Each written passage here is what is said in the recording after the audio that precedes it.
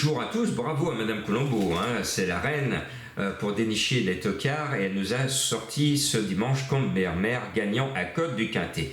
Ce lundi, c'est la 3e glorieuse à Cran. On est dans la légende. Alors moi j'aime bien, on a perdu, et c'est dommage, la tradition de nos courses. Là on aura une réunion mixte. Et moi je me souviens quand j'étais jeune, j'allais à Paris avec beaucoup plus de public qu'aujourd'hui. Et on avait dans la même réunion, on avait des trotteurs, on avait des chevaux de plat et on avait des chevaux d'obstacle. Et de temps en temps on avait même un steeplechase cross-country. Donc on passait une bonne journée parce que d'une course sur l'autre, on variait les genres, on variait les professionnels, on variait les chevaux. Et pour le public qui n'était pas, pour certains, averti, c'est-à-dire les enfants, la dame qui accompagne monsieur ou vice-versa, eh ben, ça intéresse ceux qui ne sont pas, qui n'ont pas l'âme de joueur. Et donc je trouve que c'est dommage qu'on fasse maintenant que des réunions tout au trot, tout au galop, tout en obstacle. Alors que autrefois, la mode était de faire de la mixité pour varier les plaisirs. Bon, c'est la finale du Trophée Vert. Le maillot jaune Gala de Crène est en danger parce que tout le monde va lui tomber dessus. Et surtout celui qui est le meilleur du lot quand même, un cheval qui pourrait, pourquoi pas, se qualifier pour le prix d'Amérique s'il dispute les étapes préparatoires. C'est le champion Ebiki de Houel qui est mené par Éric Raffin. Et ce n'est pas, je ne vous révèle rien en vous disant que cette course est son objectif. Donc si tout va bien, le 16 va l'emporter. Et puis j'adore actuellement la montée en puissance d'Impérateur Della, le numéro 1. Lui, il va venir en conquérant, qui même me suivent. Ce cheval, l'entourage le dit bien, et on ne connaît pas ses limites. Et quand un cheval ne montre pas ses limites, ça veut dire qu'il peut toujours progresser. Et il est tellement dans cette ascension qu'il pourrait épingler le gros favori. Je ne serais nullement surpris de voir le 1 battre le grand favori. Maintenant, je suis resté logique dans le papier. Le 16 est quand même théoriquement meilleur que le numéro 1. Il y a seulement 25 mètres d'écart. Donc on devrait voir ces deux chevaux s'entrebattre. Et puis le 11, Edic Gemma, est bien placé au classement général. Il est en vert du côté des pastilles vertes ou émoji vert si vous préférez. Ce 11 est mal engagé, mais avec Benjamin Rochard, tiens, Benjamin Rochard, ça ne vous rappelle pas quelqu'un qui nous a surpris samedi, point de suspension. Donc ce 11, je le mets. N'oublions plus Benjamin Rochard sur nos tickets. Et puis, il va y avoir des grosses surprises, comme dans toutes les étapes, depuis le début de ce Trophée Vert. Il y a eu dans chaque étape du plus de 20, du plus de 50, du plus de 100 contre 1 à l'arrivée. Donc on aura tout à l'heure une énorme cote à l'arrivée. Ne soyez pas surpris, Jean-Marc vous aura prévenu. Et j'espère que cette énorme cote va venir comme à sa bonne habitude de celle qui a gagné la première étape à plus de 100 contre 1.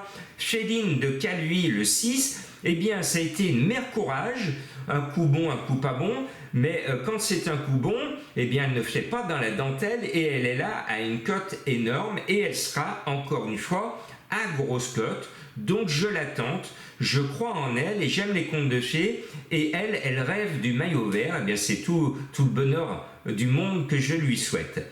Le 3 Iron Jet est un cheval qui a aussi des intérêts au classement général. C'est un jeune, il a 6 ans, l'entourage est confiant. Il part devant et pour moi il coche toutes les cases. Et puis le 7 Harry de Sassy part avec également la confiance de son entraîneur. Mais là, sans surprise, cette course, cette finale du Trophée Vert est l'objectif de monsieur, madame, tout le monde. Donc c'est ce qui rend la tâche difficile.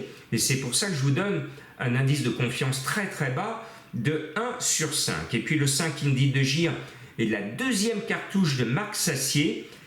Il s'est mis dans la course de Sniper dans l'espoir de choper au dernier moment sur le poteau, après le passage du poteau, pourquoi pas le maillot vert, parce que les points, celui qui va gagner cette étape va remporter au classement général 30 points, et donc ces 30 points pour des chevaux qui ne sont pas loin du classement général peuvent peser lourd dans la balance. Donc ce 5 peut faire un bond sur le podium.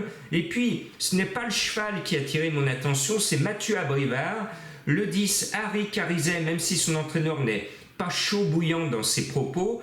L'engagement est en or et Mathieu Abrivard est en réussite dans cette finale. Fine Pearl of Love, je me souviens du bonheur qu'il avait à avoir mené cette jument, historiquement l'un des premiers chevaux de Madame Colombo à avoir gagné à cote un quintet, donc Fine Pearl of Love, Madame Colombo s'en souvient bien, et elle va ici vous conseiller un cheval que je n'ai pas mis, comme ce dimanche, chez Forban, le cheval de Sonnet, et Sonnet, une écurie que j'aime bien, a fait quand même l'année dernière sensation au dernier moment en chopant le maillot vert avec Hotline de Carzy. Comme quoi, tout est ouvert, le rêve est permis à tous ceux qui sont au départ. Je pense que le final du trophée vert et surtout le classement général, ils vont être tous avec leur calculette au passage du poteau. Est-ce que j'ai le maillot vert? Est-ce que je l'ai? Est-ce que je l'ai? Voilà, donc ils vont vite calculer. Ça va être assez amusant. Et puis je termine par une énigme du jour. Eh bien, c'est la plus belle expression qu'on peut adresser à celle ou à celui qui fait battre votre petit cœur. Donc cette expression est le nom d'un cheval qui court ce lundi. Et l'autre, eh bien, il se cache bien, mon cheval mystère. Il est sur le champ de course, mais il a un chapeau comme Alain Delon et il a des lunettes noires comme Alain Delon pour essayer de passer inaperçu dans toute la foule. Qui est-il? Quel est ce cheval mystère? Allez, prenez votre loupe, vous allez le trouver. Et je le rappelle, mes chevaux mystères ne sont jamais dans les courses à quintet. Elles me permettent de vous renvoyer sur d'autres courses, car on l'a vu tout au long de cet été. Les quintets sont difficiles à trouver. Moi, j'envoie tous mes abonnés des Pronos du Cœur sur toutes les autres courses. Je leur donne mes informations, mes bases, mes coups de cœur et surtout mes tocards dénichés dans toutes les courses des autres réunions françaises. Il faut aller voir ailleurs quand vous voyez que vous manquez de chance dans les quintets. Il n'y a pas que le quintet dans la vie. Il y a de très très belles courses et on l'a vu ce dimanche à Longchamp. On avait de très très bons chevaux qui n'étaient pas dans le quintet et qui disputaient de très belles courses. Donc allez voir ailleurs quand vous perdez au quintet et vous allez réapprendre à gagner aux courses.